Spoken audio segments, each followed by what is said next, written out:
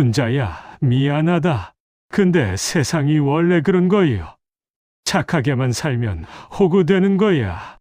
1997년 3월의 새벽이었습니다. 저는 아직도 그날 아침의 공기를 잊지 못합니다. 코끝을 찌르던 이른 봄의 싸늘함, 그리고 굴삭기 엔진이 내뿜던 시커먼 매연 냄새가 뒤섞인 그 공기를요. 경기도 안양 중앙시장 한복판 50년을 한자리에서 버텨온 복순내 떡집 간판이 굴삭기 집게에 물려 허공으로 들어 올려지고 있었습니다. 할머니가 쓰시던 붓글씨 간판, 어머니가 덧칠하고 제가 또 덧칠했던 그 간판이 찢어진 종이처럼 구겨지는 걸 저는 맨바닥에 주저앉은 채 바라보고만 있었습니다. 여러분 살다 보면 하늘이 무너지는 것 같은 순간이 있지 않습니까? 비유가 아닙니다. 정말로 그날 저는 하늘이 무너지는 소리를 들었습니다.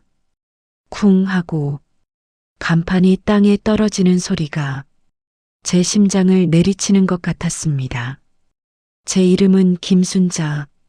그의 58살이었고 시어머니를 모시고 장애를 가진 아들을 키우며 오로지 이 떡집 하나로 35년을 살아온 사람입니다. 그런데 지금 제가 평생을 바친 이 가게가 제 손때가 묻은 이 터전이 눈앞에서 부서지고 있었습니다. 철거 인부들 사이로 낯익은 얼굴이 보였습니다. 시장 번영회장 황태석 씨, 그리고 그 옆에 서서 팔짱을 끼고 이쪽을 바라보는 여자 조영숙 옆가게 철물점 며느리, 제가 10년 넘게 친딸처럼 아꼈던 밥도 나눠 먹고 김장도 같이 담그던 그 영숙이가 입꼬리를 올리며 웃고 있었습니다. 그제야 알았습니다. 왜 한 달 전부터 재개발 보상금 이야기가 나왔는지, 왜 영숙이가 그렇게 친절하게 서류 작성을 도와주겠다고 했는지, 왜 황 회장이 갑자기 저를 안양시장 상인 대표로 추천해 줬는지 전부 짜여진 각본이었습니다. 저는 그 각본 속 호구였고 제 땅과 가게와 35년 인생은 그들의 주머니로 들어갈 사냥감이었던 겁니다. 안개 사이로 해가 떠오르고 있었습니다. 분명 해가 뜨는데 제 눈앞은 점점 더 어두워졌습니다. 굴삭기가 가게 안으로 팔을 뻗어 쌀가루 포대들을 쓸어내고 어머니가 쓰시던 떡살 트리 잔에 더미 속으로 굴러가는 게 보였습니다. 저 틀로 백설기를 찍으면 호랑이 문양이 나왔습니다. 어릴 때 어머니가 그러셨습니다. 호랑이가 나쁜 것들을 물리쳐 준다고. 그래서 우리 떡집 백설기를 먹으면 아픈 데 없이 건강하게 산다고. 그 호랑이가 지금 시멘트 먼지 속에 파묻히고 있었습니다. 어머니, 저는 중얼거렸습니다. 아무도 듣지 못할 작은 목소리로.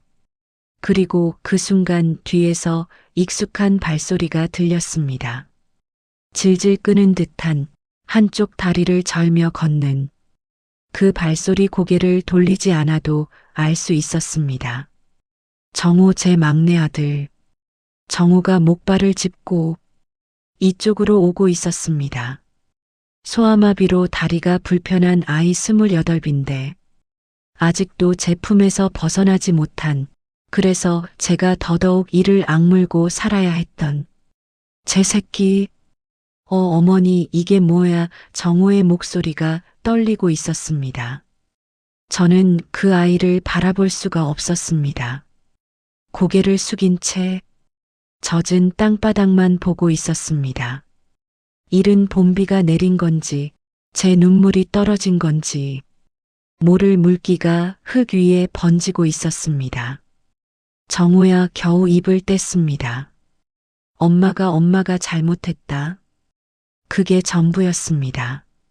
그 말밖에 할 수가 없었습니다. 35년 새벽 3시에 일어나 쌀을 불리고 새벽 4시에 떡을 찌고 아침 6시에 가게 문을 열었습니다. 명절이면 3일 밤을 새웠고 아이들 학비 벌려고 장례식장 떡 납품을 뛰어다녔습니다. 손가락 마디마디가 굳어가는 것도 허리가 휘어지는 것도 참았습니다. 다 이 가게 때문이었습니다. 이 가게만 지키면 된다고, 이 가게가 있으면 정우 먹여 살릴 수 있다고, 시어머니 병원비 낼 수 있다고, 그렇게 믿었습니다. 그런데 여러분, 그 믿음이 이렇게 허무하게 무너질 줄은 정말 몰랐습니다. 굴삭기가 지붕을 내리찍었습니다. 쾅 먼지가 피어오르며 제 얼굴을 덮쳤습니다. 쌀가루와 시멘트 먼지가 뒤섞인 그 뿌연 구름 속에서 저는 눈을 감았습니다. 이제 어떻게 살지? 그 생각뿐이었습니다. 50년 터전이 무너지는 데 걸린 시간은 고작 2시간이었습니다. 할머니가 처음 자리 잡고 어머니가 이어받고 제가 35년을 지킨 그 역사가 2시간 만에 잔에 더미가 됐습니다. 그런데요, 여러분, 그때는 몰랐습니다. 그 잔에 더미 속에서 저라는 사람이 다시 태어날 줄은, 그리고 10년 후 저를 이 자리에 무릎 꿇게 만든 그 자들이 제 앞에 무릎을 꿇고 빌게 될 줄은 인생사 참 알다가도 모를 일입니다. 이 이야기가 마음에 드신다면 지금 어디서 듣고 계신지 소중한 댓글 남겨주세요. 아직 구독 안 하셨다면 구독과 좋아요 한 번씩 부탁드립니다. 여러분의 관심이 더 좋은 이야기를 만드는 힘이 됩니다. 철거반이 떠나고 구경꾼들도 하나둘 흩어졌습니다. 황 회장과 영숙이도 검은 승용차를 타고 사라졌습니다. 저와 정우만 남았습니다. 잔에 더미 앞에 2사람이 서 있었습니다. 다리 불편한 아들은 목발에 기대어 흐느끼고 저는 멍하니 무너진 가게터를 바라보고 있었습니다. 그때 잔해 속에서 무언가 반짝이는 게 보였습니다. 저도 모르게 몸이 움직였습니다. 시멘트 덩어리와 깨진 기와장을 헤치고 손을 뻗었습니다. 손바닥이 긁히고 피가 났지만 멈출 수 없었습니다. 찾았습니다. 어머니의 떡살틀 호랑이 문양이 새겨진 그 나무 틀이 기적처럼 성한 채로 있었습니다. 저는 그걸 가슴에 품었습니다. 그리고 이를 악물었습니다. 봐라. 호랑이가 살아있다. 그 순간 결심했습니다. 반드시 다시 일어서겠다고. 그리고 반드시 이 값을 받아내겠다고. 떡값을 35년치 떡값을 받아내겠다고. 그것이 이 이야기의 시작이었습니다. 이야기를 제대로 하려면 처음부터 말씀드려야 할 것 같습니다. 저 김순자가 어떻게 그 떡집을 지키게 됐는지, 그리고 그 떡집이 제게 어떤 의미였는지, 1962년 안양 중앙시장에 작은 떡집 하나가 문을 열었습니다. 복순네 떡집 제 시어머니 박복순 여사님이 27살에 시작한 가게였습니다. 그때만 해도 시장이라고 할 것도 없었답니다. 그냥 빈터에 좌판 몇 개 놓고 장사하던 시절, 어머니는 집에서 찐떡을 머리에 이고 와서 멍석 위에 펼쳐놓고 팔았다고 하셨습니다. 비가 오면 비를 맞았고 눈이 오면 눈을 맞았습니다. 그렇게 10년 좌판이 점포가 됐고 점포가 가게가 됐습니다. 저는 1974년에 이 집으로 시집을 왔습니다. 23 꽃다운 나이에 안양 떡집 맏며느리가 됐습니다. 솔직히 말씀드리면 처음엔 좀 서러웠습니다. 새벽 3시에 일어나야 했고, 손이 트고 갈라지도록 쌀을 씻어야 했고, 무거운 시루를 들다가 허리를 다친 적도 한두 번이 아니었습니다. 근데요, 시어머니가 이상한 분이셨습니다. 이상하다기보다는 참 특별한 분이셨습니다. 새벽에 떡을 찌면서 어머니는 늘 노래를 흥얼거리셨습니다. 무슨 옛날 민요 같은 걸 부르시면서 떡 반죽을 치대셨는데 그 소리가 참 구슬펐습니다. 나중에 알고 보니 어머니 고향이 이북이셨더라고요. 피난 내려와서 혈혈단신으로 살아남으신 분. 그래서 떡을 그렇게 정성껏 만드셨나 봅니다. 어머니 말씀이 떡에는 사람 손에 온기가 들어가야 한다고 하셨습니다. 기계로 만든 떡은 배는 채워줘도 마음은 못 채워준다고. 그래서 복순네 떡집은 끝까지 손으로만 떡을 만들었습니다. 여러분 혹시 옛날 시장 떡집에서 떡 사드셔본 적 있으십니까? 갓 쪄낸 백설기 한 점 입에 넣으면 퍼지는 그 따뜻함 쫄깃한 인절미에 고물이 입술에 묻을 때에 그 고소함 추석 때 줄 서서 사가던 송편의 솔냄새. 그게 다 손맛이었습니다. 저는 그 손맛을 어머니한테 배웠습니다. 1980년대가 됐을 때 어머니 손이 많이 굳으셨습니다. 관절염이 오신 거였습니다. 그때부터 제가 본격적으로 떡을 맡았습니다. 처음엔 어머니 성에 안 차셨습니다. 반죽이 질다, 불 조절을 못한다, 고물 비율이 틀리다, 하루가 멀다 하고 지적을 받았습니다. 그때는 속으로 좀 원망도 했습니다. 내가 뭐하러 이 고생을 하나 싶기도 했고요. 근데 어느 날이었습니다. 제가 만든 백설기를 어머니가 드시더니 아무 말 없이 눈물을 흘리시는 겁니다. 깜짝 놀라서 여쭤봤습니다. 어디 편찮으시냐고. 어머니가 고개를 저으시며 그러셨습니다. 아니다. 네 손맛에서 우리 어머니 냄새가 나서 그란다. 어머니의 어머니 이북에 두고 온 친정어머니 생각이 나셨던 거였습니다. 그날 저는 알았습니다.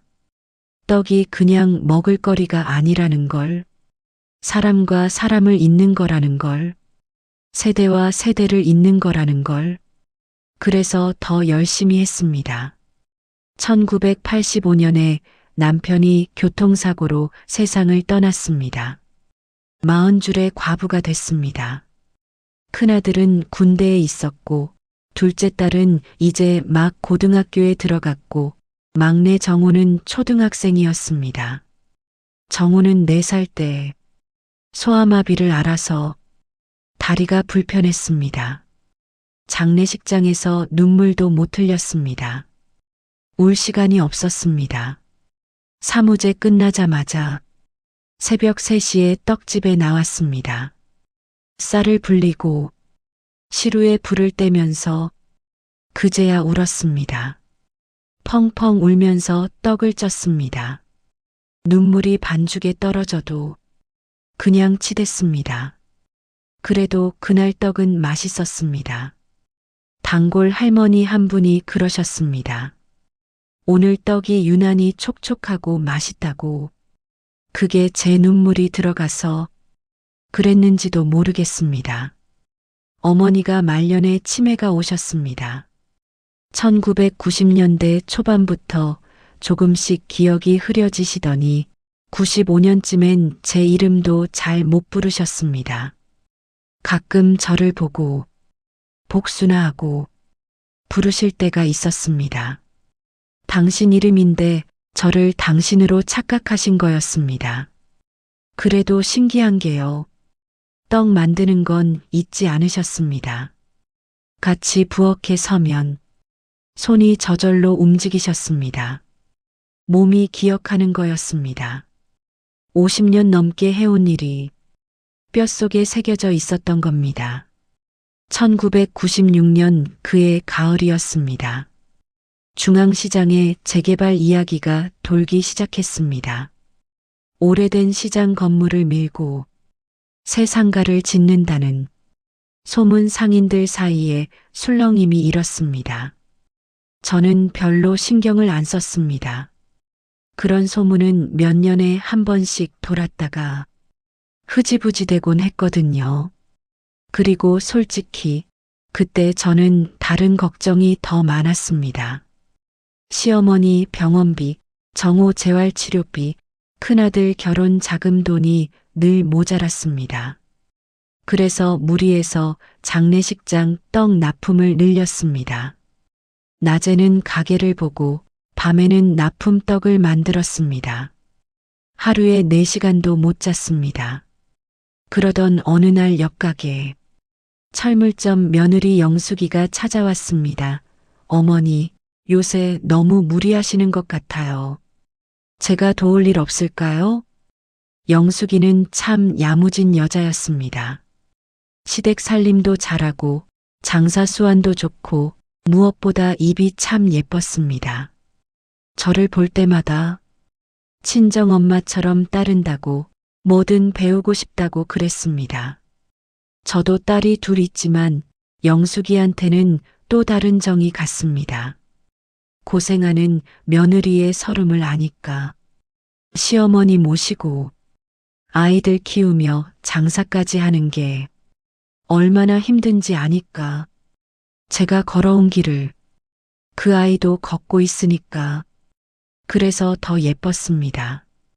명절 때 떡 만드는 법도 가르쳐 줬고 시장 상인들 사이에서 처세하는 법도 알려줬습니다.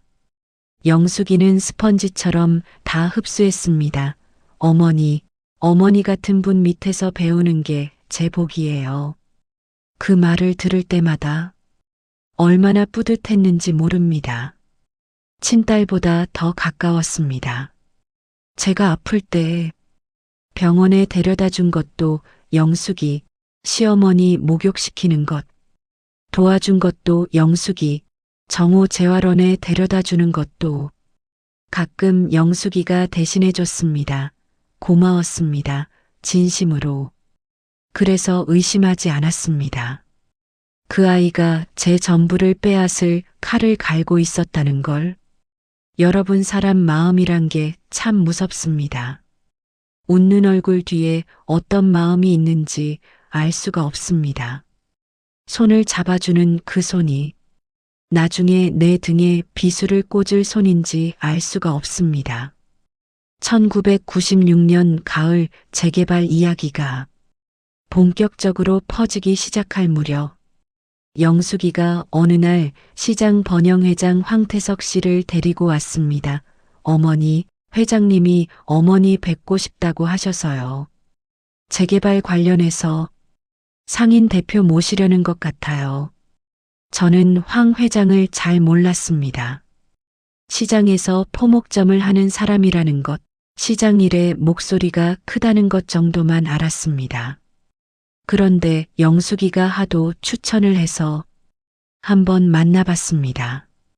황 회장은 인상이 좋아 보였습니다. 환하게 웃으며 제 손을 덥석 잡았습니다.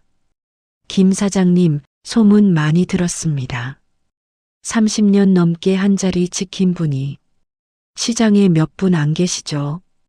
이번 재개발 우리 상인들 권익 지키려면 사장님 같은 분이 앞에 서주셔야 합니다. 그 말에 좀 우쭐했습니다. 인정받는 기분이었습니다. 평생 떡집 아줌마로만 살다가 누군가 저를 필요로 한다고 하니까 마음이 흔들렸습니다.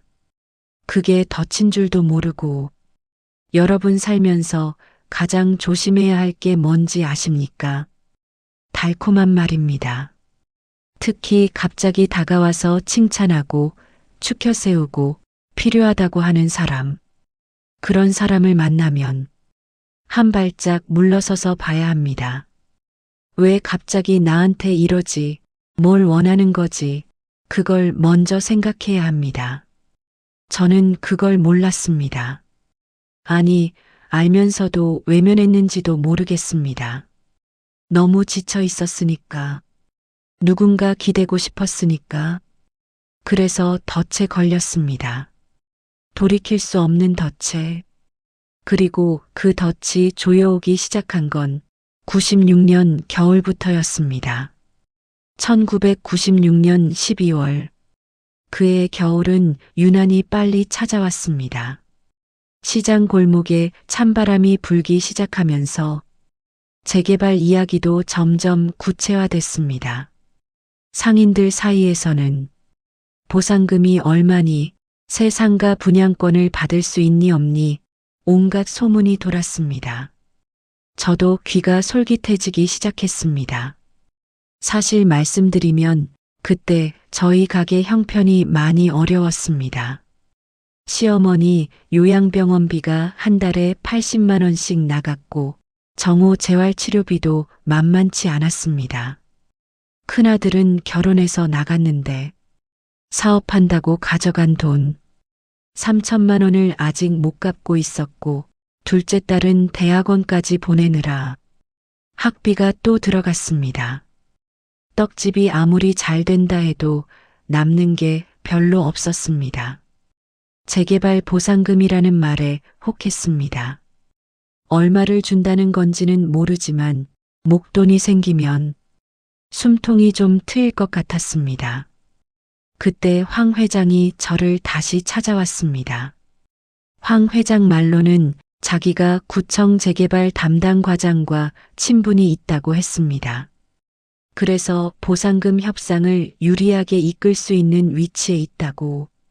근데 그러려면 상인들이 뭉쳐야 하고 상인 대표가 필요한데 제가 적임자라고 중앙시장에서 30년 넘게 장사하신 분이 누가 있냐며 제가 나서주시면 다른 상인들도 따라올 거라고 했습니다. 저는 망설였습니다. 그런 일을 해본 적이 없었으니까요. 저는 그냥 떡이나 만들 줄 아는 사람이었습니다. 협상이니 대표니 그런 건 잘 몰랐습니다. 그런데 영숙이가 거들었습니다. 이건 어머니만 하실 수 있는 일이라고 시장 상인들 중에 저만큼 신망 있는 분이 없다고 자기가 옆에서 도와주겠다고 했습니다. 영숙이 눈이 반짝였습니다. 그 눈빛을 보니 안심이 됐습니다. 이 아이가 도와준다면 못할 것도 없겠다 싶었습니다. 그렇게 저는 상인 대표 역할을 맡기로 했습니다. 황 회장이 설명하기를 상인 대표로서 해야 할 일은 간단했습니다. 상인들 의견을 모아서 재개발 조합에 전달하고 보상금 협상 자리에 배석하는 것, 그리고 관련 서류에 상인 대표 자격으로 서명하는 것 서류라는 말에 잠깐 마음에 걸렸지만 황 회장이 형식적인 것이라고 상인 대표 위임장 같은 거라고 가볍게 설명했습니다. 저는 고개를 끄덕였습니다. 그때만 해도 서류라는 게 뭔지 잘 몰랐습니다. 읽어보라고 하면 읽긴 했는데 어려운 법률 용어가 잔뜩 있어서 무슨 말인지 이해가 안 됐습니다. 황 회장이 옆에서 설명해 줬는데 듣는 둥 마는 둥 했습니다. 상인 대표 위임장이라느니 보상금 수령 동의서라느니 그냥 하라는 대로 서명하면 되는 것 같았습니다. 영숙이가 펜을 건넸습니다. 저는 서명했습니다. 한 장, 두 장, 세 장, 10여 장의 서류에 제 이름을 썼습니다. 지금 생각하면 미친 짓이었습니다. 내용도 제대로 안 읽고 서명을 하다니. 그런데 그때는 정말 몰랐습니다. 그게 제 땅과 가게를 넘기는 서류라는 걸, 제가 사기에 가담한 공범이 되는 서류라는 걸. 여러분 누군가 서류에 서명하라고 하면 반드시 끝까지 읽으십시오. 모르는 말이 있으면 물어보십시오. 이해가 안 되면 서명하지 마십시오. 그게 여러분 재산을 지키는 가장 기본적인 방법입니다. 저는 그걸 너무 늦게 깨달았습니다. 1997년 1월 설이 다가오고 있었습니다. 떡집은 1년 중 가장 바쁜 시기였습니다. 떡국, 떡 주문이 밀려들었고 저는 밤새 떡을 빚었습니다. 재개발이고 뭐고 신경 쓸 겨를이 없었습니다. 그러던 설 연휴 직전 황 회장한테 전화가 왔습니다. 급한 일이 생겼다며 내일 구청에서 재개발 최종 협의회가 열리는데 상인 대표로 참석해달라는 것이었습니다. 저는 난감했습니다. 설 대목인데 가게를 비울 수가 없었습니다. 그렇게 말했더니 황 회장이 대리인을 보내도 된다고 했습니다. 영숙 씨가 대신 가면 어떻겠냐고 위임장만 써주면 된다고. 또 위임장. 저는 별 생각 없이 위임장을 써줬습니다. 영숙이한테 전화해서 부탁했습니다. 미안한데 구청 좀 다녀와 줄 수 있겠냐고. 설 대목이라 시간이 안 난다고. 영숙이가 밝게 웃으며 대답했습니다. 걱정 말라고. 자기가 잘 처리하고 오겠다고. 그게 마지막이었습니다. 제가 그 아이를 믿고 맡긴 마지막 순간 설 연휴가 지나고 난 뒤부터 이상한 일이 벌어지기 시작했습니다. 제 통장에서 돈이 빠져나갔습니다. 처음엔 은행 실수인 줄 알았습니다. 분명히 2천만 원이 있어야 하는데 잔고가 20만 원밖에 안 됐습니다.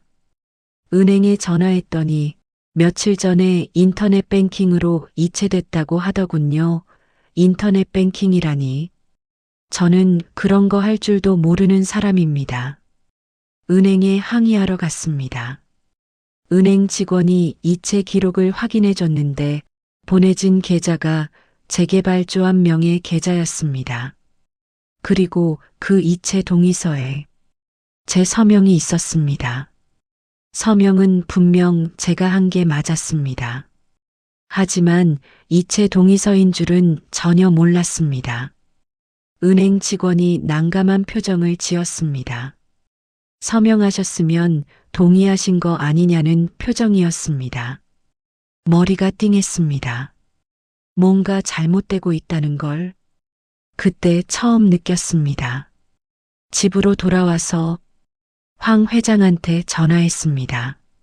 제 통장에서 돈이 빠져나갔는데 재개발조합으로 갔다던데 이게 무슨 일이냐고 물었습니다. 황 회장 목소리가 잠깐 당황한 듯 했습니다. 그러더니 그게 재개발 분담금이라고 했습니다. 새 상가 분양받으려면 분담금을 먼저 내야 한다고. 서류에 다 있었고 제가 서명했다고 분담금이라니. 전 그런 말 들은 적이 없었습니다. 불안한 마음에 황 회장을 직접 만나자고 했습니다. 다음 날 황 회장을 만났습니다. 그런데 황 회장이 가져온 서류를 보고 저는 눈앞이 캄캄해졌습니다. 제가 서명한 서류들, 거기에는 제 땅의 소유권을 재개발조합에 이전한다는 내용이 있었습니다.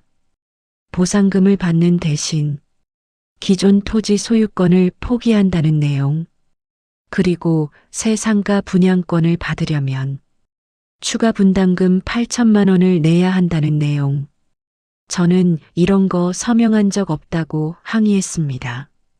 황 회장이 서류를 펼쳐 보였습니다. 거기에 분명히 제 서명이 있었습니다. 제 손으로 쓴 제 이름이 선명하게 적혀 있었습니다. 서명은 했지만 이게 이런 내용인 줄은 몰랐다고 말했습니다. 그런데 황 회장 옆에 있던 낯선 남자가 끼어들었습니다. 나중에 알았는데 강 사장이라는 재개발 브로커였습니다. 그 남자가 싸늘한 목소리로 말했습니다. 복잡하게 생각할 것 없다고. 분담금 8천만 원을 내면 새 상가에서 장사할 수 있고 못 내면 그냥 보상금 받고 나가면 된다고. 보상금이 얼마냐고 물었습니다. 3천만 원이라고 했습니다. 3천만 원 그 말을 듣는 순간 온몸에서 힘이 빠졌습니다. 50년 된 가게, 30평 땅 당시 시세로 적어도 3억은 하던 그 땅의 보상금이 고작 3천만 원이라니. 말도 안 된다고. 우리 땅이 3천만 원짜리가 아니라고 소리쳤습니다. 강 사장이 코웃음을 쳤습니다. 그건 제 생각이고 재개발 보상 기준에 따르면 이 정도라고. 불복하면 소송하라고. 소송 평생 재판이라는 걸 해본 적 없는 사람한테 소송을 하라니. 저는 멍하니 서류를 바라봤습니다. 제 서명이 선명했습니다. 분명히 제 손으로 쓴 이름. 근데 그 서명이 제 목을 조르는 밧줄이 됐습니다. 집에 돌아와서 밤새 울었습니다. 시어머니는 치매가 심해져서 상황 파악을 못하셨고 정우는 제 눈치만 살피며 안절부절했습니다. 아들이 괜찮냐고 물었지만 저는 아무 일 아니라고 가서 자라고만 했습니다. 아무 일 아니라고 했지만 눈물이 멈추지 않았습니다. 다음 날 저는 영숙이를 찾아갔습니다. 영숙이라면 뭔가 알 거라고 생각했습니다. 그 아이가 구청에 대신 다녀왔으니까 황 회장이 무슨 짓을 했는지 알지 않을까? 철물점 문을 열고 들어갔습니다. 영숙이가 있었습니다. 저를 보더니 잠깐 당황하는 표정을 지었지만 이내 평소처럼 웃으며 반겼습니다. 차 한 잔 드시겠냐며 자리를 권했습니다. 저는 그 아이 앞에 앉았습니다.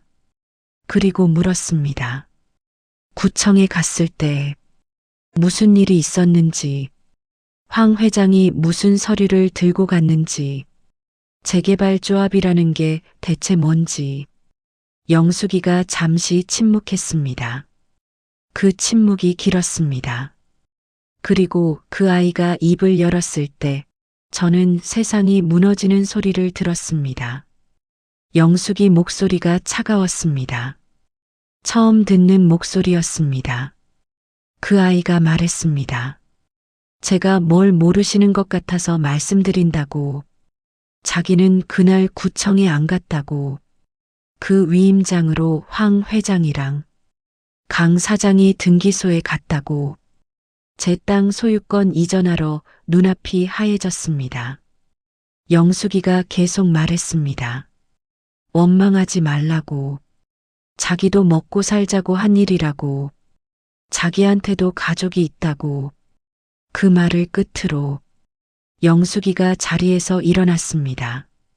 그리고 제 어깨를 스치며 지나가면서 나지막이 말했습니다. 세상이 원래 그런 거예요. 어머니 착하게만 살면 호구 되는 거예요. 그 말이 귓가에서 맴돌았습니다. 호구, 제가 호구였습니다. 35년을 착하게만 살았습니다. 남 도와주고 양보하고 손해봐도 참고 그렇게 살면 하늘이 알아준다고 믿었습니다. 덕을 쌓으면 복이 온다고 믿었습니다. 근데 그게 아니었습니다. 착한 게 아니라 어리석은 거였습니다. 순진한 게 아니라 바보 같은 거였습니다. 저는 철물점을 나와 시장 골목을 걸었습니다. 정신이 없었습니다.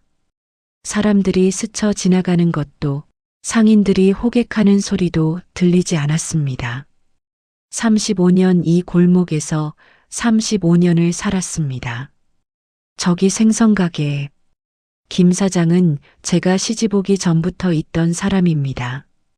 저쪽 국밥집 사모님은 시어머니 친구분이셨고 모퉁이 약국 약사님은 정우가 아플 때마다 약 지어주셨던 분입니다.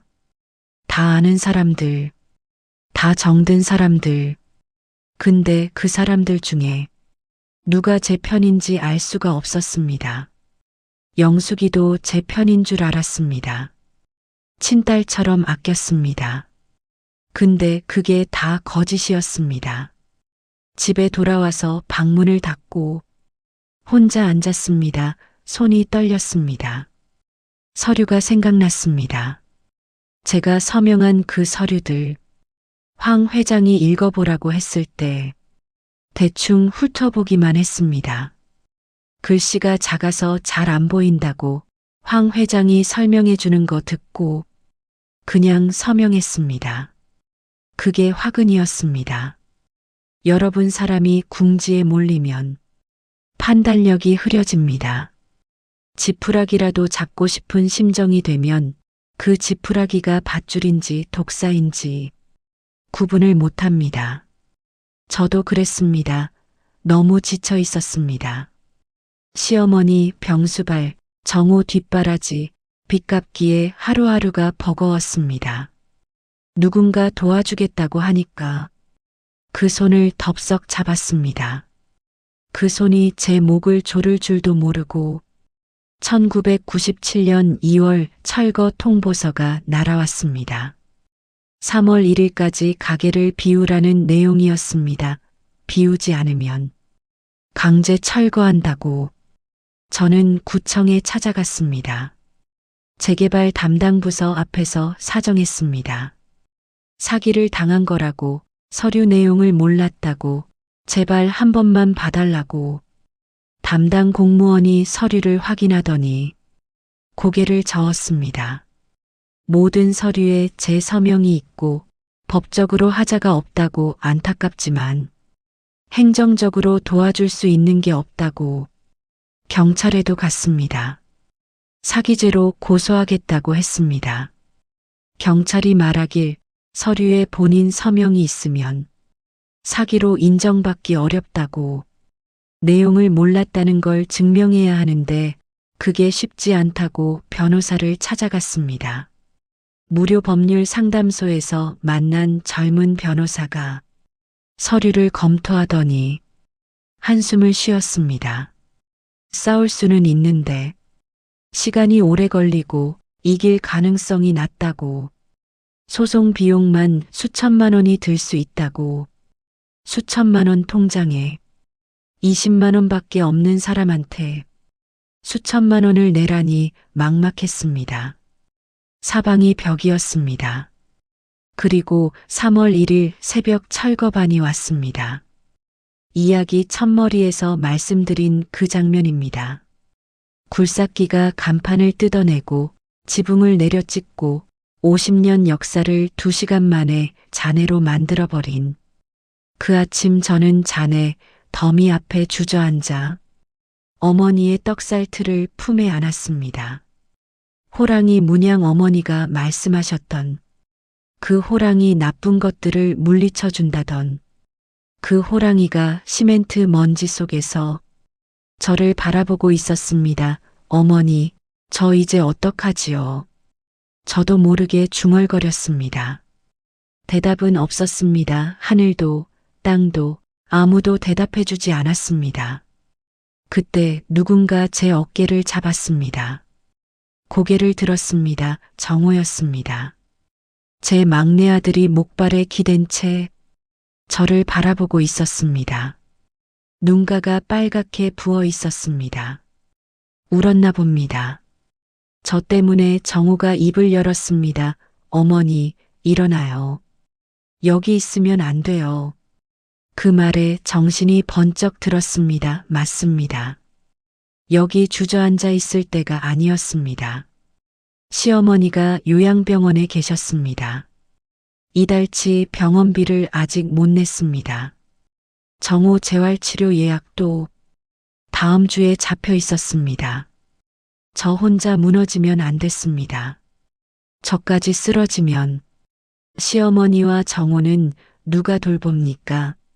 저는 이를 악물었습니다. 떡살 틀을 품에 꼭 안고 일어섰습니다. 무릎이 후들거렸습니다.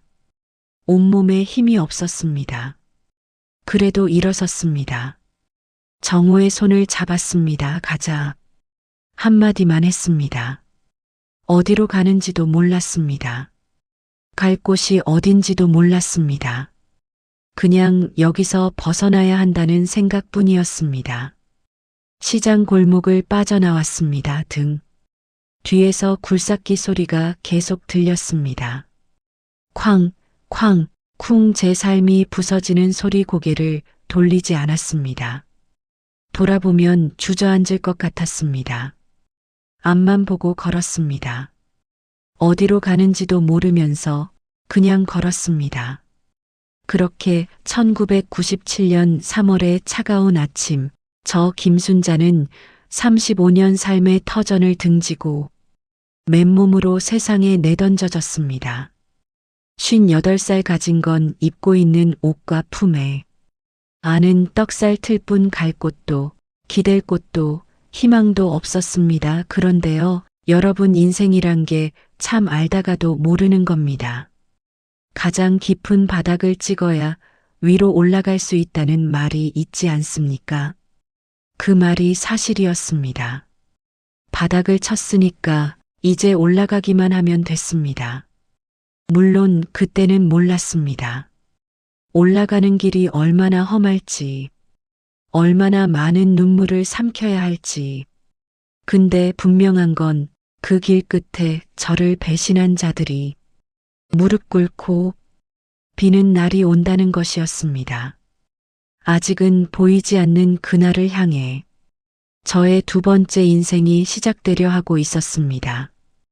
쪽방, 그 단어를 아십니까? 여러분, 한평 남짓한 방에 창문도 제대로 없고 화장실은 공용이고 겨울엔 춥고 여름엔 더운 그런 곳, 돈 없고 갈 곳 없는 사람들이 하루하루 연명하는 곳.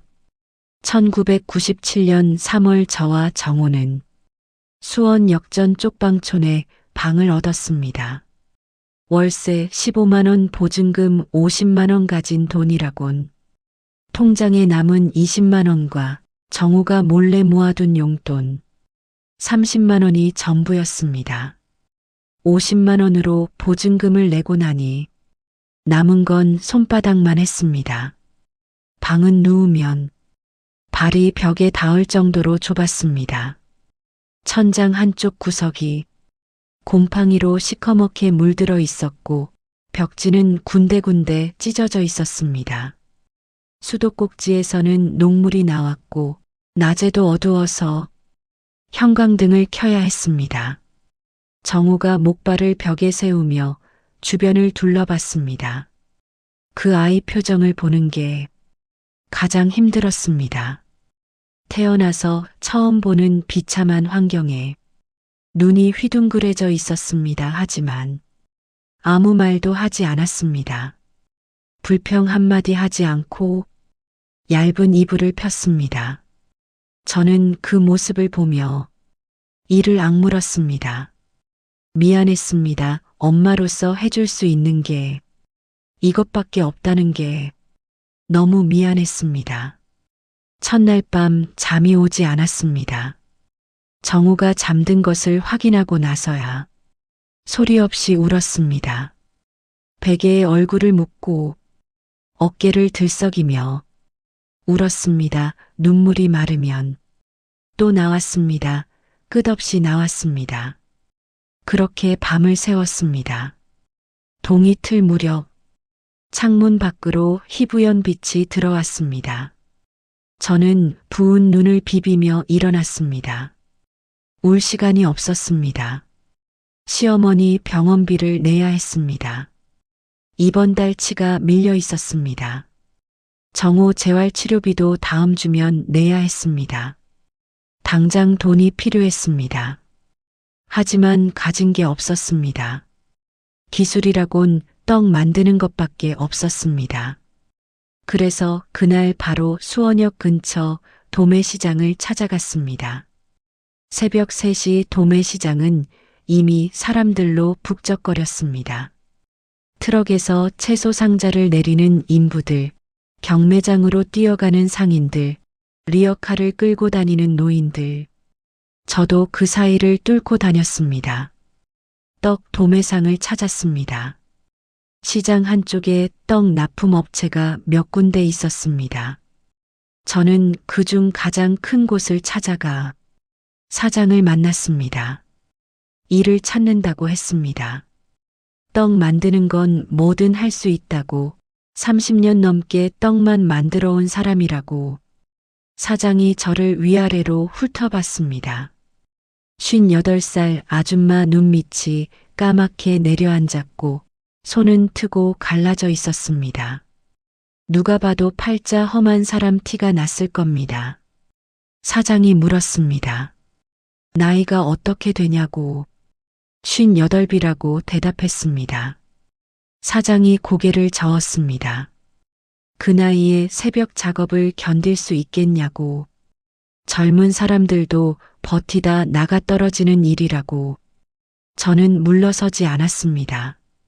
한번 써보시면 안다고 떡 만드는 건 자신 있다고 나이 값은 할 수 있다고 한참을 사정했습니다. 결국 사장이 한숨을 쉬며 말했습니다. 일주일만 써보겠다고 일주일 안에 못 따라오면 그날로 끝이라고 감사했습니다. 진심으로 기회를 준 것만으로도 고마웠습니다. 그날부터 새벽 2시에 일어났습니다. 쪽방에서 도매시장까지 걸어서 40분 버스비 아끼려고 걸었습니다. 새벽 3시부터 아침 10시까지 일했습니다. 쌀 씻고 불리고 시루에 앉히고 찐떡을 틀에서 빼고 포장하고 상차에 싣고 등이 끊어지는 것 같았습니다. 허리가 나가는 것 같았습니다. 손은 뜨거운 시루에 대어 물집이 잡혔다가 터지기를 반복했습니다. 밤이면 손가락을 구부릴 수가 없었습니다. 그래도 버텼습니다. 정우 생각, 시어머니 생각, 그 생각만 하면 이를 악물고 버틸 수 있었습니다. 일주일이 지났습니다. 사장이 저를 불렀습니다. 속으로 긴장했습니다. 잘렸나 싶었습니다. 근데 사장 표정이 부드러웠습니다. 생각보다 일을 잘한다며 계속 나오라고 했습니다. 일당 3만 원 한 달이면 90만 원 정도 됐습니다. 90만 원 많은 돈은 아니었지만 숨통이 트이는 느낌이었습니다. 병원비랑 치료비 내고 나면 얼마 안 남았지만 굶지는 않을 수 있었습니다. 저는 그 일을 발판 삼아 조금씩 앞으로 나아갔습니다. 그러던 어느 날이었습니다. 도매시장에서 일하던 중에 아줌마 한 분이 말을 걸어왔습니다. 50대 중반쯤 되어 보이는 얼굴에 주름이 깊은 분이었습니다. 그 아줌마가 물었습니다. 떡 만들어 본 지 얼마나 됐냐고, 손놀림이 예사롭지 않다고 35년이라고 대답했습니다. 아줌마가 눈을 크게 떴습니다. 그러더니 자기를 소개했습니다. 근처에서 장례식장 떡 납품을 하는데 일손이 모자란다고 혹시 관심 있으면 같이 일해보지 않겠냐고. 장례식장 떡 납품 안양에서도 해봤던 일이었습니다. 익숙한 일이었습니다. 저는 바로 하겠다고 했습니다. 그렇게 도매시장 일과 장례식장 납품 일을 병행하기 시작했습니다. 낮에는 도매시장, 밤에는 장례식장 떡을 만들었습니다. 하루에 4시간도 못 잤습니다. 몸이 천근만근이었습니다. 발이 부어서 신발이 안 들어갈 때도 있었습니다. 허리가 아파서 똑바로 서기 힘든 날도 있었습니다. 근데 멈출 수가 없었습니다. 멈추면 죽는 거였습니다.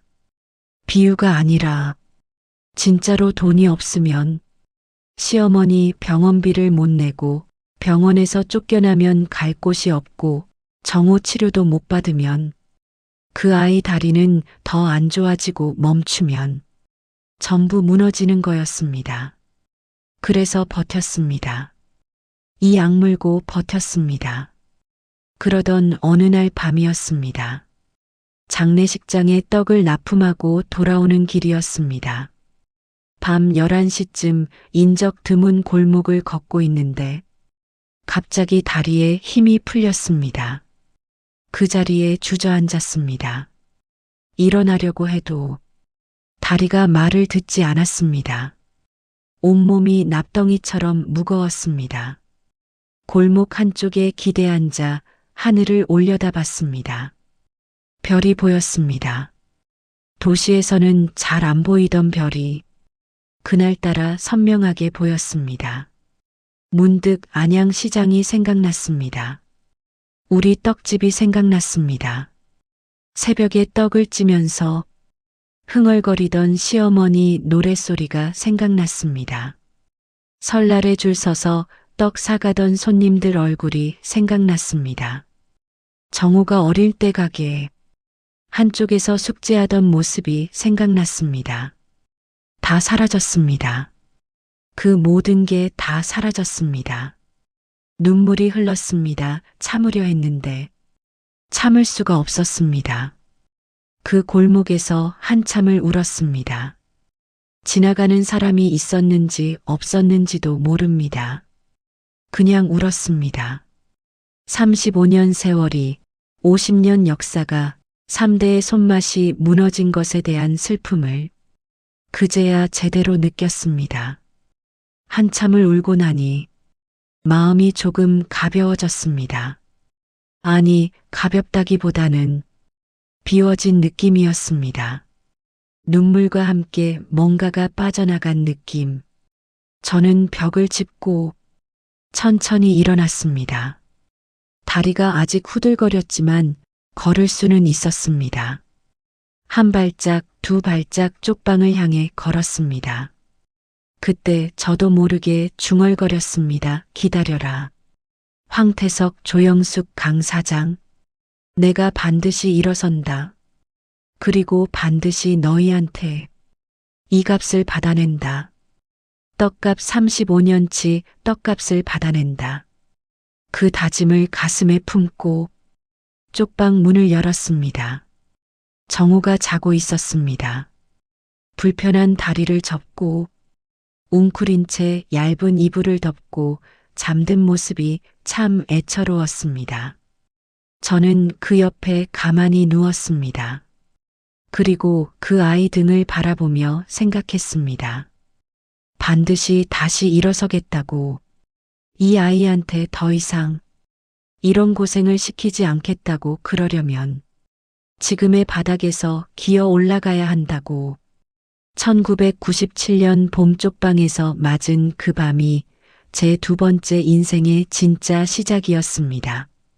여러분, 바닥을 쳐본 사람은 압니다. 더 이상 내려갈 곳이 없으면 남은 건 올라가는 길뿐이라는 걸. 그리고 그 올라가는 길 끝에 뭐가 있는지 이제부터 말씀드리겠습니다. 치매 걸린 시어머니를 요양병원에서 모셔와야 했습니다. 병원비가 3달째 밀렸습니다. 병원에서 연락이 왔습니다. 더 이상 체납을 감당할 수 없다고, 다른 병원을 알아보시라고. 저는 병원을 찾아가 사정했습니다. 조금만 더 시간을 달라고, 반드시 갚겠다고. 병원 원장이 고개를 저었습니다. 미안하지만 규정이 그렇다고. 한 주 안에 다른 곳을 알아보시라고 할 수 없이 시어머니를 쪽방으로 모셔왔습니다. 한평 남짓한 방에 3사람이 살게 됐습니다. 시어머니는 치매가 더 심해지셔서 가끔 제가 누군지 못 알아보셨습니다. 밤에 소리를 지르실 때도 있었고 아무데나 용변을 보실 때도 있었습니다. 정우가 밤잠을 설쳤습니다. 저도 밤잠을 설쳤습니다. 일하랴, 시어머니 돌보랴, 정우 챙기랴 몸이 2개라도 모자랐습니다. 어느 날 아침 도매시장에서 일하다가 쓰러졌습니다. 눈앞이 캄캄해지더니 다리에 힘이 풀리면서 그 자리에 주저앉았습니다.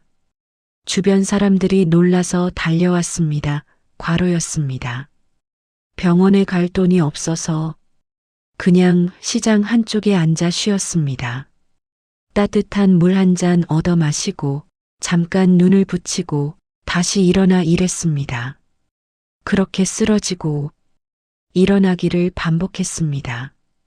몸이 망가지는 게 느껴졌습니다.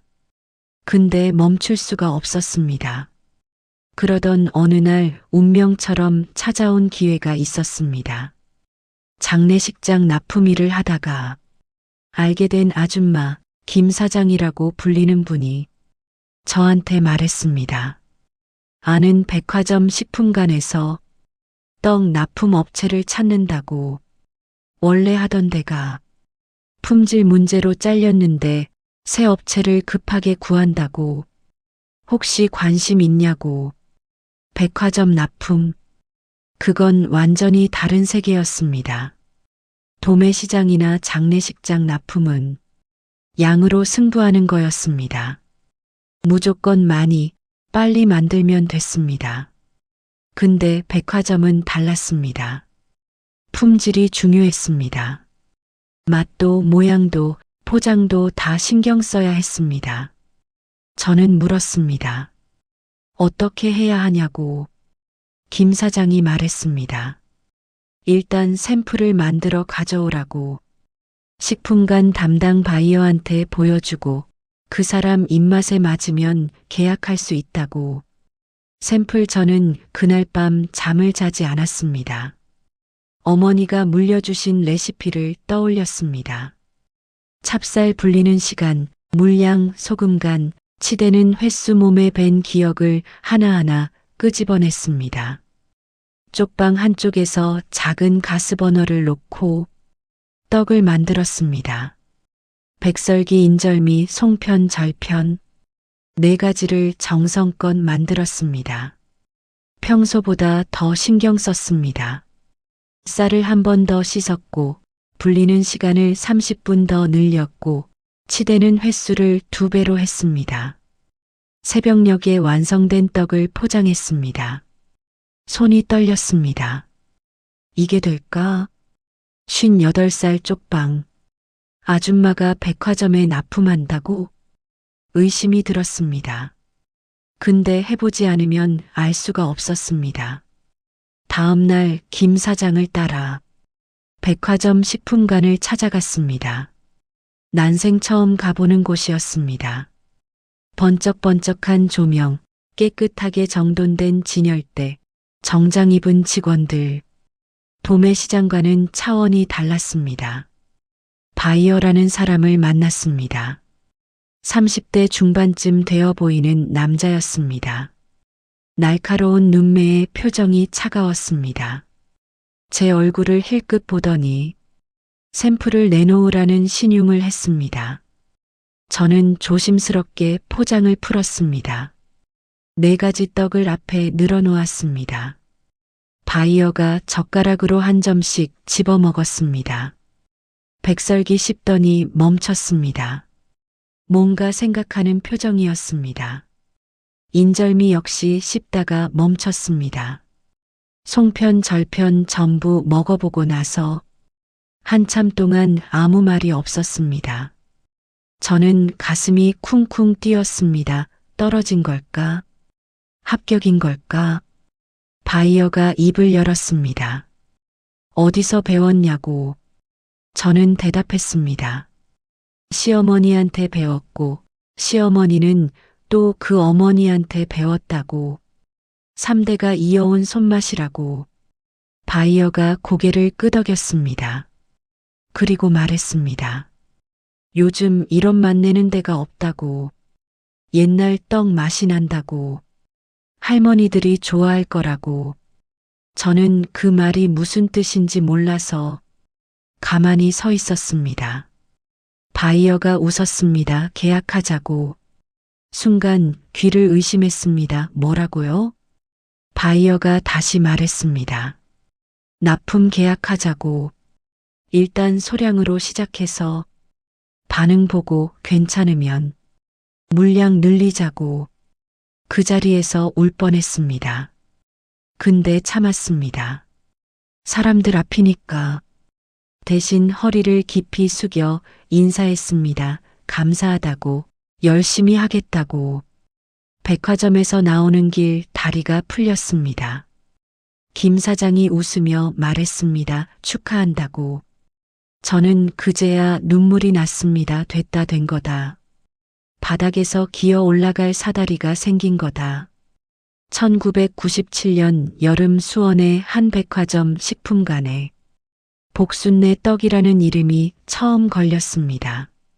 시어머니 함자를 딴 그 이름 철거된 안양시장 떡집의 이름을 그대로 가져왔습니다. 작은 시작이었습니다.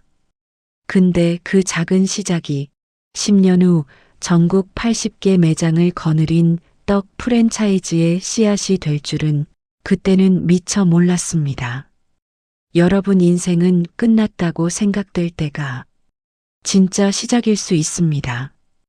바닥을 친 사람만이 알 수 있는 비밀이 있습니다. 더 이상 잃을 게 없으면 얻을 것만 남는다는 것.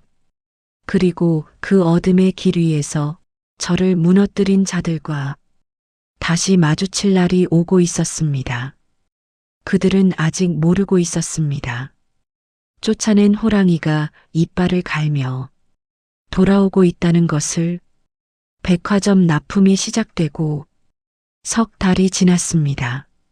처음엔 하루에 30팩 정도 납품했습니다. 그것도 소화하기 벅찼습니다.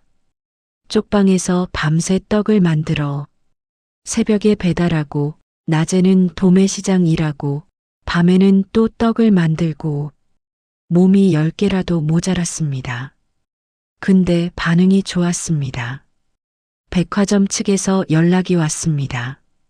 물량을 늘릴 수 있겠냐고. 하루 50팩으로 저는 고민했습니다. 50팩이면 쪽방에서 혼자 만들기는 불가능했습니다.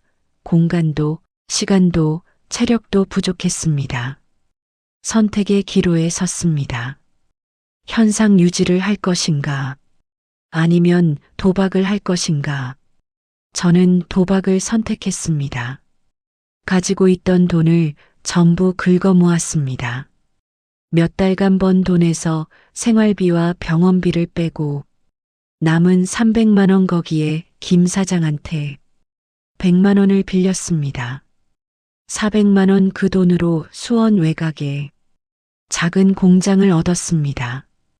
공장이라고 해봐야 허름한 창고를 개조한 수준이었습니다.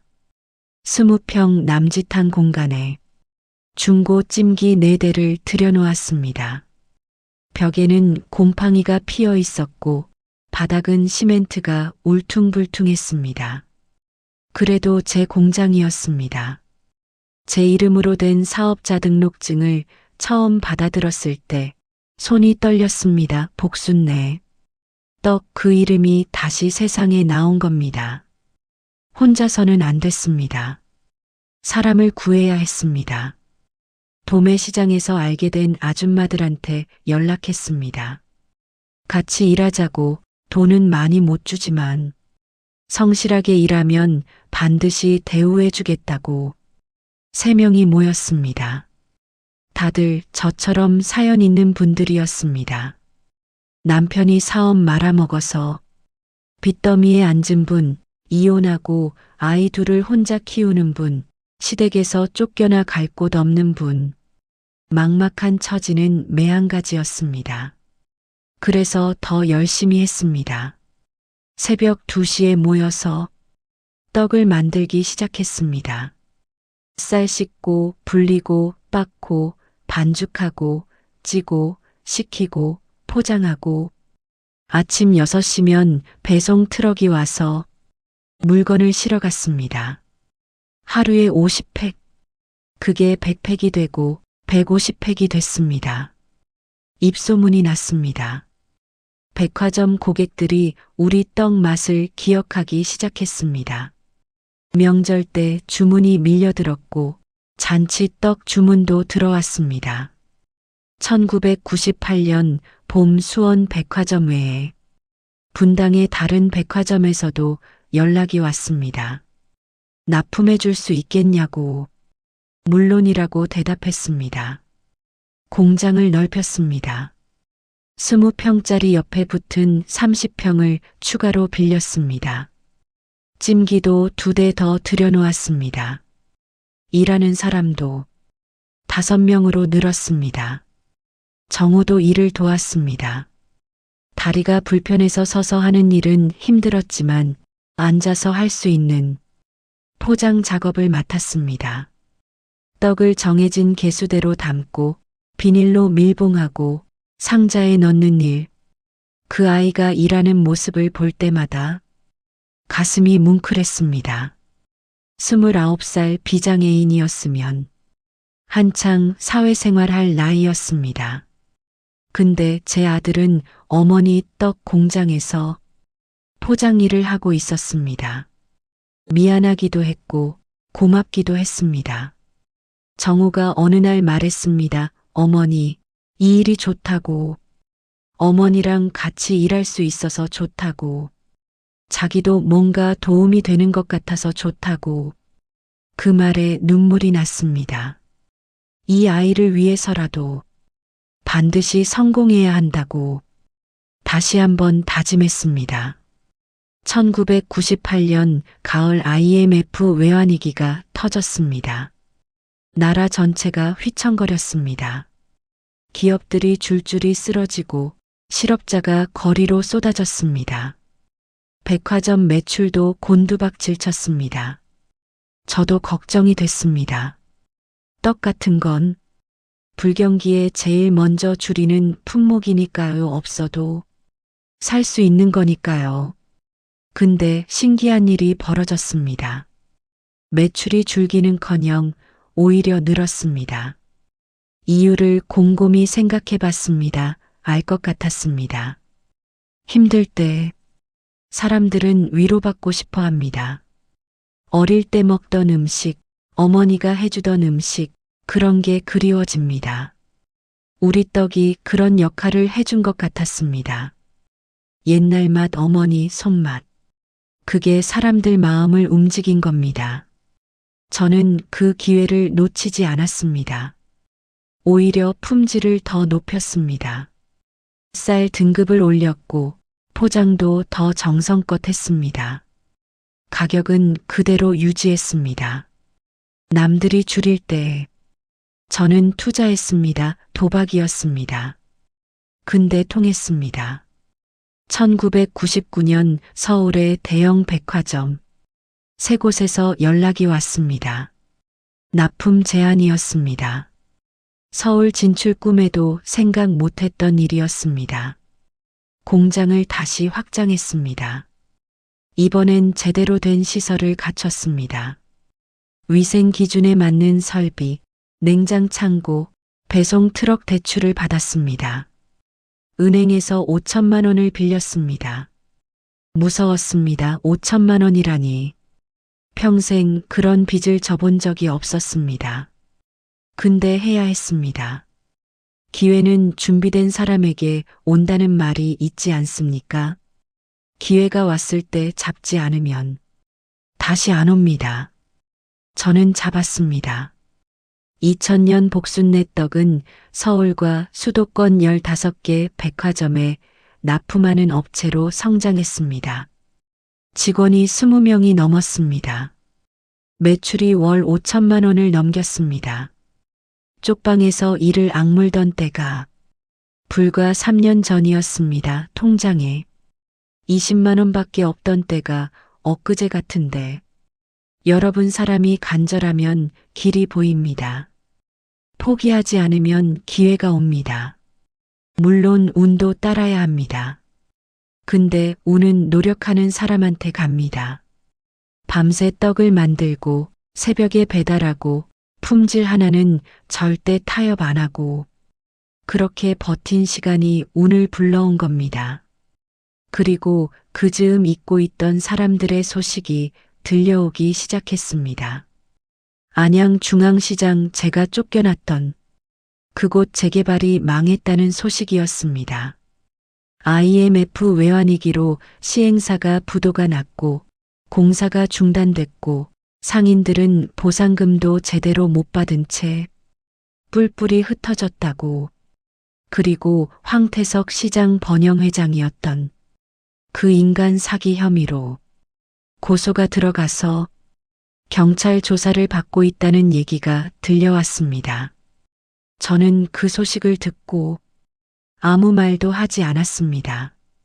그냥 떡을 만들었습니다. 새벽에 일어나 쌀을 씻고 반죽을 치대고 시루에 앉히고 어머니가 물려주신 그 일을 묵묵히 했습니다. 복수는 아직 때가 아니었습니다. 더 커져야 했습니다. 더 단단해져야 했습니다. 그래야 그들 앞에 섰을 때 절대로 무너지지 않을 테니까. 호랑이는 기다릴 줄 압니다. 먹잇감이 완전히 지쳤을 때까지 저도 기다렸습니다. 그들이 바닥을 칠 때까지, 그리고 그 바닥에서 제가 손을 내밀어 줄 때까지, 아니, 손을 내미는 척하며 그 손을 뿌리칠 때까지. 2001년 저는 61살이 됐습니다. 환갑을 넘긴 나이에 저는 떡 프랜차이즈 사업을 시작했습니다. 백화점 납품만으로는 한계가 있었습니다. 더 크게 성장하려면 직영점과 가맹점을 늘려야 했습니다. 브랜드를 만들어야 했습니다. 복순내 떡을 주식회사로 전환했습니다. 법인 설립 난생 처음 해보는 일이었습니다. 회계사와 변호사를 만나 상담했습니다. 모르는 게 너무 많았습니다. 주식이 뭔지, 이사회가 뭔지, 정관이 뭔지 공부했습니다. 60살에 경영 공부를 시작했습니다. 밤마다 책을 읽었습니다. 모르는 단어가 나오면 사전을 찾았습니다. 젊은 직원들한테 물어보기도 했습니다. 창피하다고 생각하지 않았습니다. 모르면 배우면 됩니다. 나이가 무슨 상관입니까? 2002년 서울 강남에 첫 직영점을 냈습니다. 10평짜리 작은 가게였습니다. 근데 위치가 좋았습니다. 아파트 단지 상가 아니었는데 주변에 사는 주부들이 주 고객이 될 거라고 예상했습니다. 예상이 맞았습니다. 문을 열자마자 줄이 섰습니다. 옛날 떡 맛이 난다며, 시어머니 드리려고 왔다며, 애들 간식으로 좋다며 하루에 300팩이 팔렸습니다. 일주일 만에 재고가 동났습니다. 입소문이 퍼졌습니다. 언론에서 연락이 왔습니다. 취재하고 싶다고. 환갑 넘긴 할머니가 떡 사업으로 성공한 이야기, 기사거리가 된다고. 저는 처음엔 거절했습니다. 부끄러웠습니다. 제 얼굴이 신문에 나간다는 게 쑥스러웠습니다. 근데 정우가 말했습니다. 어머니 하시라고. 이건 어머니 이야기가 아니라 우리 회사 이야기라고, 홍보가 필요하다고.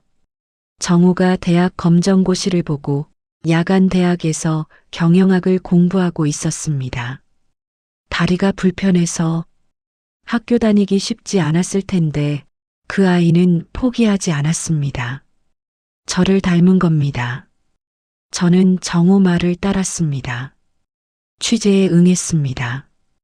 기자가 물었습니다. 성공 비결이 뭐냐고. 저는 대답했습니다. 특별한 비결은 없다고. 그냥 매일 새벽에 일어나서 떡을 만들었다고. 맛있는 떡을 만들려고 노력했다고. 손님한테 정직하게 대했다고. 그게 전부라고. 기자가 고개를 끄덕이며 받아 적었습니다. 근데 저는 말하지 않았습니다. 왜 그렇게 악착같이 버텼는지, 무엇이 저를 새벽마다 일어나게 했는지, 가슴속에 불씨처럼 살아있던 복수심에 대해서는 그건 아직 말할 때가 아니었습니다. 2003년 가맹점 사업을 시작했습니다. 프랜차이즈라는 게 쉬운 일이 아니었습니다. 매뉴얼을 만들어야 했고, 교육 시스템을 갖춰야 했고, 물류망을 구축해야 했습니다. 시행착오가 많았습니다. 첫 번째 가맹점주가 레시피를 어기고 자기 마음대로 떡을 만들어서 품질 클레임이 들어왔습니다. 두 번째 가맹점주는 위생 관리를 소홀히 해서 식품위생검사에서 적발됐습니다. 머리가 아팠습니다. 혼자 할 때는 제 손으로 다 할 수 있었는데 사람이 많아지니 통제가 안 됐습니다. 그때 정우가 나섰습니다. 대학에서 배운 지식을 활용해서 매뉴얼을 체계화했습니다. 가맹점주 교육 프로그램을 만들었습니다. 매장 점검 시스템도 도입했습니다. 정우가 말했습니다. 어머니는 떡 만드는 데 집중하시라고. 경영은 자기가 하겠다고. 29살에 어머니 떡 공장에서 포장 일하던 아이가 33세 경영 전반을 책임지는 이사가 됐습니다. 그 모습을 볼 때마다 눈시울이 붉어졌습니다. 이 아이가 이렇게 크다니. 소아마비로 다리가 불편해서 평생 걱정이었던 아이가 이제는 어머니를 이끌어가는 사람이 됐습니다. 제가 정우를 키운 게 아니었습니다. 정우가 저를 키운 거였습니다. 2004년 복순내 떡은 전국에 25개 매장을 가진 프랜차이즈로 성장했습니다. 연매출이 20억을 넘겼습니다. 저는 더 이상 새벽에 떡을 만들지 않았습니다. 공장에는 숙련된 직원들이 있었고 제가 할 일은 품질 관리와 신제품 개발이었습니다. 간혹 공장에 가서 직접 떡을 만들기도 했습니다. 손에 쌀가루 묻히고 반죽 치대는 그 감각을 잊고 싶지 않았습니다. 그게 제 시작이니까. 그게 제 뿌리니까. 어머니가 물려주신 그 손맛을 잊으면 안 됐습니다. 시어머니는 2002년에 돌아가셨습니다. 치매가 말기까지 진행됐고 마지막 몇 달은 저를 알아보지도 못하셨습니다. 근데 돌아가시기 이틀 전 갑자기 눈이 맑아지시더니 제 손을 잡으셨습니다. 어머니가 말씀하셨습니다. 순자야, 고생 많았다고. 우리 떡집 잘 지켜줘서 고맙다고. 그리고 눈을 감으셨습니다. 장례식장에서 저는 울지 않았습니다. 울 수가 없었습니다. 눈물 대신 다짐을 했습니다. 어머니, 저 반드시 우리 이름 더 크게 만들겠습니다. 그리고 그의 저를 배신한 자들의 소식이 다시 들려왔습니다. 황태석 시장 번영회장이었던 그 인간 사기죄로 징역 3년을 살고 출소했는데 재산이 다 압류당해서 빈털터리가 됐다는 소식이었습니다. 부인은 이혼하고 떠났고 자식들도 연락을 끊었다고 지금은 어디선가 막노동을 하며 살고 있다는 얘기가 들려왔습니다. 조영숙 제가 친딸처럼 아꼈던 그 여자 남편이 보증 잘못 썼다가 빚더미에 앉았고 철물점도 넘어가고 시댁에서 쫓겨났다는 소식이었습니다. 지금은 식당 주방에서 설거지하며 살고 있다고. 강 사장 재개발 브로커였던 그 인간 다른 사기건으로 징역 5년을 선고받고 복역 중이라고 했습니다. 저는 그 소식들을 듣고 아무 감정이 없었습니다. 통쾌하지도 안타깝지도 않았습니다. 그냥 담담했습니다. 그들이 망한 건 제가 한 일이 아니었습니다. 그들이 스스로 파멸의 씨앗을 뿌린 겁니다. 남을 속이고 빼앗고 짓밟으며 살면 언젠가 그 대가를 치르게 되어 있습니다. 근데 한 가지 아쉬운 게 있었습니다. 저는 그들에게 직접 말하고 싶었습니다.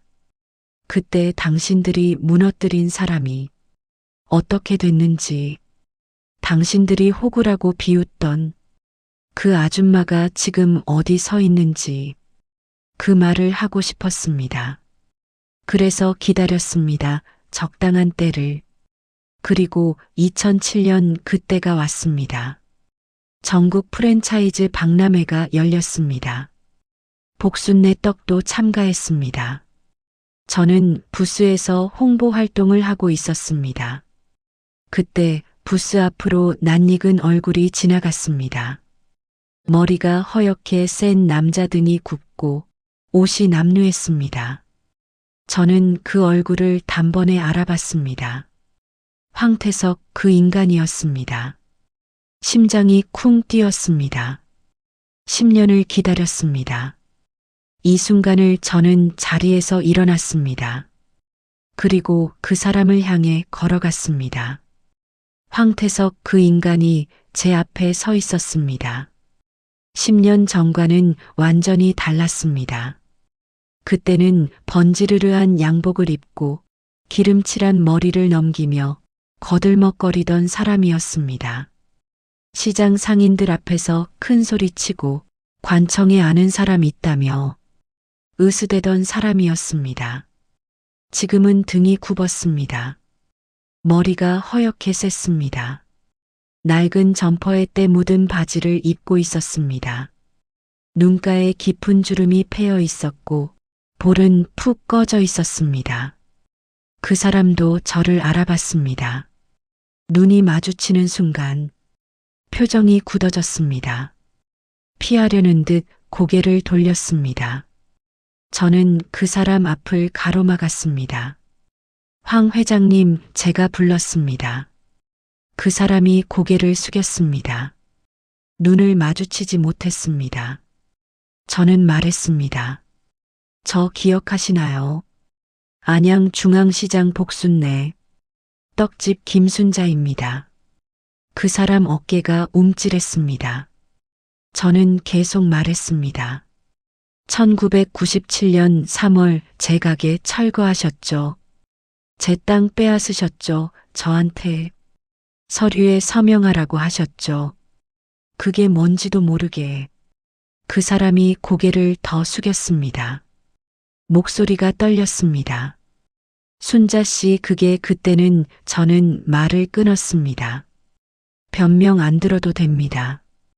그냥 보여드리려고요. 그때 그 호구가 지금 어떻게 됐는지. 저는 뒤를 돌아봤습니다. 복순내 떡 부스가 보였습니다. 전국 50개 매장 연매출, 30억 직원 150명. 그 모든 게 제 뒤에 서 있었습니다. 저는 다시 그 사람을 바라봤습니다. 그리고 말했습니다. 회장님이 빼앗은 30평 땅, 그거 보상금이 3천만 원이라고 하셨죠. 저 지금 그거 10배 넘게 법니다. 한 달에 그 사람이 고개를 들었습니다. 눈에 눈물이 고여 있었습니다. 저는 흔들리지 않았습니다. 말했습니다. 그때 회장님이 그러셨죠. 세상이 원래 그런 거라고. 착하게만 살면 호구 된다고. 그 사람이 입술을 떨며 말했습니다. 순자 씨, 나 그때 잘못했어. 미안해. 정말 미안해. 저는 고개를 저었습니다. 사과 안 받습니다. 회장님, 사과 받으려고 온 거 아닙니다. 그러면 뭘 원해? 떡값이요. 저는 또박또박 말했습니다. 35년치 떡값을 받으러 왔습니다. 그 사람이 멍하니 저를 바라봤습니다. 저는 품에서 봉투 하나를 꺼냈습니다. 여기 수표가 있습니다. 3천만 원, 그때 회장님이 제 땅값이라고 했던 그 돈. 그 사람 눈이 커졌습니다. 저는 봉투를 내밀었습니다. 받으세요. 그리고 이걸로 다시 시작하세요. 그 사람 손이 떨리고 있었습니다. 왜 이러는 거야? 저는 대답했습니다. 복수요. 그 사람이 이해하지 못한다는 표정을 지었습니다. 저는 설명했습니다. 회장님이 저한테 한 짓 저는 평생 안 잊습니다. 근데 똑같이 갚아주는 건 제 스타일이 아닙니다. 회장님처럼 남집 밟고 뺏는 건 제 방식이 아닙니다. 봉투를 그 사람 손에 쥐어줬습니다. 이게 제 복수입니다. 회장님이 저한테 3천만 원 주고 빼앗은 거 제가 회장님한테 3천만 원 주고 되갚아주는 겁니다. 회장님 평생 이 돈 생각하면서 사세요. 자기가 뭘 했는지 생각하면서 사세요. 그 사람 무릎이 꺾였습니다. 박람회장 한복판에서 무릎을 꿇었습니다. 주변 사람들이 쳐다봤습니다. 웅성거리는 소리가 들렸습니다. 그 사람이 울었습니다. 미안해, 미안해. 순자 씨 나 정말 잘못했어. 그때 나 눈이 멀었어. 돈에 눈이 멀어서 사람을 사람으로 안 봤어. 저는 그 모습을 내려다봤습니다. 통쾌하지 않았습니다. 후련하지도 않았습니다. 그냥 씁쓸했습니다. 저 사람도 한때는 누군가의 아버지였고 누군가의 남편이었을 겁니다. 어쩌다 저렇게 됐는지, 욕심이 사람을 어떻게 망가뜨리는지. 저는 말했습니다. 일어나세요. 사람들 보고 있습니다. 그 사람이 비틀거리며 일어났습니다. 저는 마지막으로 말했습니다. 그 돈으로 다시 사세요. 이번엔 제대로 남 속이지 말고 정직하게 그게 회장님한테 주는 기회입니다. 그리고 돌아섰습니다. 붓으로 돌아가는 길 다리가 떨렸습니다. 겉으로는 담담한 척했는데 속은 폭풍이 치고 있었습니다. 10년 동안 가슴에 품고 있던 응어리가 터져 나오는 것 같았습니다. 부스에 돌아와서 의자에 앉았습니다. 정우가 다가왔습니다. 어머니, 괜찮아요? 저는 고개를 끄덕였습니다. 괜찮다, 다 끝났다. 정우가 제 손을 잡았습니다. 따뜻했습니다. 저는 눈을 감았습니다. 어머니, 시어머니 얼굴이 떠올랐습니다. 호랑이 문양 떡살 틀이 떠올랐습니다. 나쁜 것들을 물리쳐 준다던 그 호랑이 물리쳤습니다. 제 방식대로 남을 짓밟지 않고 제 힘으로 일어서서 당당하게 마주보고 그게 제 복수였습니다. 그런데 아직 끝이 아니었습니다. 한 사람이 더 남아 있었습니다.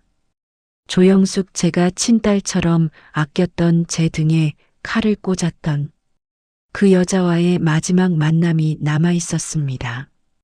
조영숙을 찾는데 오래 걸리지 않았습니다. 수소문 끝에 알아낸 주소는 인천의 한 허름한 식당이었습니다. 저는 혼자 그곳을 찾아갔습니다. 식당 문을 열고 들어갔습니다. 점심시간이 지난 한가한 오후였습니다. 손님은 한두 명뿐이었습니다. 주방 쪽에서 그릇 부딪히는 소리가 들렸습니다. 저는 카운터에 있던 젊은 여자에게 물었습니다. 조영숙 씨 있냐고. 젊은 여자가 고개를 갸웃거리더니 주방 쪽을 가리켰습니다. 설거지하는 아줌마요? 저는 고개를 끄덕이고 주방으로 향했습니다. 문을 열었습니다. 등을 보이고 서서 설거지하는 여자가 있었습니다. 머리가 반백이었습니다. 허리가 굽어 있었습니다. 때 묻은 앞치마를 두르고 비눗물에 손을 담그고 있었습니다. 영수가 제가 불렀습니다. 그 여자가 손을 멈췄습니다. 천천히 돌아봤습니다. 조영숙이었습니다. 10년 만에 보는 얼굴이었습니다. 많이 변해 있었습니다. 눈가에 주름이 깊었고 볼이 꺼져 있었고 눈빛에 생기가 없었습니다. 한때 야무지고 영리해 보이던 그 눈빛이 완전히 죽어 있었습니다. 영숙이 저를 알아봤습니다. 표정이 굳어졌습니다. 어머니 그렇게 불렀습니다. 10년 전과 같은 호칭. 저는 아무 말 없이 그 여자를 바라봤습니다. 영숙이 고개를 숙였습니다. 비눗물 묻은 손을 앞치마에 비볐습니다. 어떻게 여기를 저는 대답했습니다. 찾고 싶으면 찾을 수 있지. 영숙이 입술을 떨었습니다. 저는 말했습니다. 잠깐 나와 할 말이 있어. 식당 뒤편 골목으로 나왔습니다. 쓰레기통 옆에 빈 플라스틱 의자 2개가 있었습니다. 저는 그 중 하나에 앉았습니다. 영숙이 머뭇거리다가 맞은편에 앉았습니다. 잠시 침묵이 흘렀습니다. 영숙이 먼저 입을 열었습니다. 어머니 죄송해요. 목소리가 떨리고 있었습니다. 저는 아무 말 하지 않았습니다. 영숙이 계속 말했습니다. 그때 저 정말 눈이 멀었어요. 황 회장이랑 강 사장이 돈 준다고 하니까 그게 그렇게 커 보였어요. 우리 시어머니 병원비도 있고 아이들 학비도 있고 그래서 그만 목소리가 점점 작아졌습니다. 근데요, 어머니 영숙이 고개를 들었습니다. 눈에 눈물이 고여 있었습니다. 그 후로 하루도 편한 날이 없었어요. 매일 밤 어머니 얼굴이 떠올랐어요. 철거되는 가게 앞에서 무릎 꿇고 우시던 그 모습이 평생 잊을 수가 없었어요. 눈물이 흘러내렸습니다. 저한테 그런 말할 자격 없는 거 알아요. 어머니가 저한테 욕하시고 때리셔도 할 말 없어요. 근데 한 번만 용서해 주세요. 어머니 영숙이 의자에서 일어나 무릎을 꿇었습니다. 더러운 골목 바닥에 무릎을 꿇고 고개를 숙였습니다. 저는 그 모습을 바라봤습니다. 10년 전 그 아이가 떠올랐습니다. 제가 친딸처럼 아꼈던 아이 명절 때 떡 만드는 법 가르쳐줬던 아이 시어머니 목욕시키는 것 도와줬던 아이 정우 재활원에 데려다줬던 아이 그 아이가 제 등에 칼을 꽂았습니다. 미워했습니다. 10년 동안 미워했습니다. 그 미움이 저를 버티게 한 힘이기도 했습니다. 새벽에 떡 만들면서 힘들어서 쓰러질 것 같을 때 그 얼굴 떠올리면서 이를 악물었습니다. 기다려라. 반드시 일어서서 내 앞에 당당히 서겠다고. 그래서 일어섰습니다. 그리고 지금 여기 있습니다. 저는 천천히 입을 열었습니다. 영수가 얘 고개 들어봐. 영숙이 고개를 들었습니다. 눈물범벅이 된 얼굴이었습니다. 저는 말했습니다. 나 너 용서 안 해. 영숙이 표정이 굳어졌습니다. 저는 계속 말했습니다. 용서는 안 해. 내가 한 짓은 평생 잊지 않을 거야. 근데 잠시 멈췄습니다. 미워하는 것도 이제 그만둘 거야. 영숙이 눈이 커졌습니다. 저는 말했습니다. 10년 동안 너 미워하면서 살았어. 근데 그거 알아? 미워하는 것도 힘들어. 누군가를 미워하면 그만큼 내 마음도 썩어. 이제 그러기 싫어. 영숙이 입술을 떨었습니다. 저는 품에서 봉투를 꺼냈습니다. 황 회장한테 줬던 것과 같은 봉투 영숙이한테 내밀었습니다. 이거 받아. 영숙이 고개를 저었습니다. 저 그런 거 받을 자격 없어요. 저는 말했습니다. 자격 있고 없고는 내가 결정해 받아. 영숙이 손이 떨렸습니다. 저는 봉투를 그 손에 쥐어줬습니다. 500만 원이야 많지 않아. 근데 이걸로 여기서 나가 다시 시작해. 영숙이 봉투를 들고 울었습니다. 어머니, 왜 이래요? 저는 대답했습니다. 그때 내가 나한테 그랬지. 세상이 원래 그런 거라고. 착하게만 살면 호구된다고. 영숙이 고개를 숙였습니다. 저는 말했습니다. 틀렸어. 영숙이 고개를 들었습니다. 착하게 살아도 돼. 정직하게 살아도 돼. 그렇게 살아도 성공할 수 있어. 내가 증명이야. 저는 자리에서 일어났습니다. 영숙이를 내려다봤습니다. 이제 그만 가볼게. 다시는 안 볼 거야.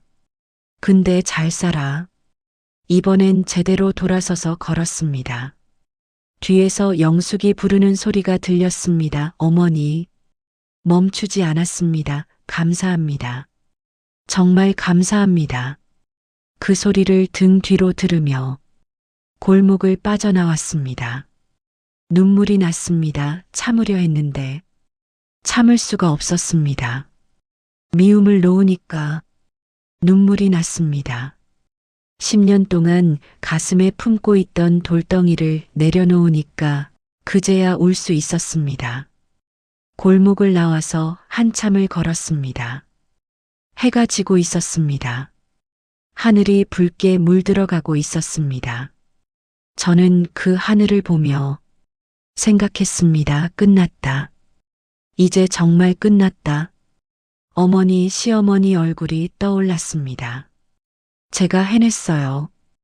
우리 떡집 다시 세웠어요.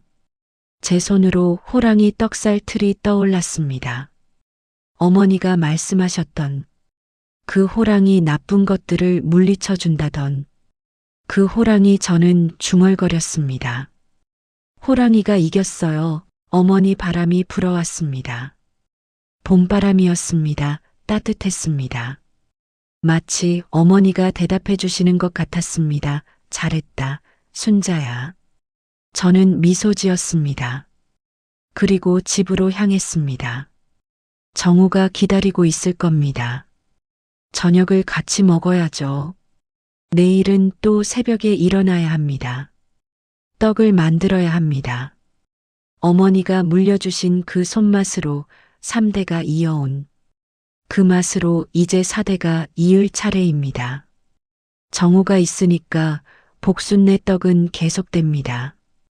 50년이 지나도 100년이 지나도 그렇게 제 이야기는 끝이 나고 복순네 떡의 이야기는 계속됩니다. 여기까지 이야기를 들어주셔서 진심으로 감사드립니다. 오늘 이야기가 여러분의 마음에 작은 위로와 따뜻함을 전해드렸기를 바랍니다.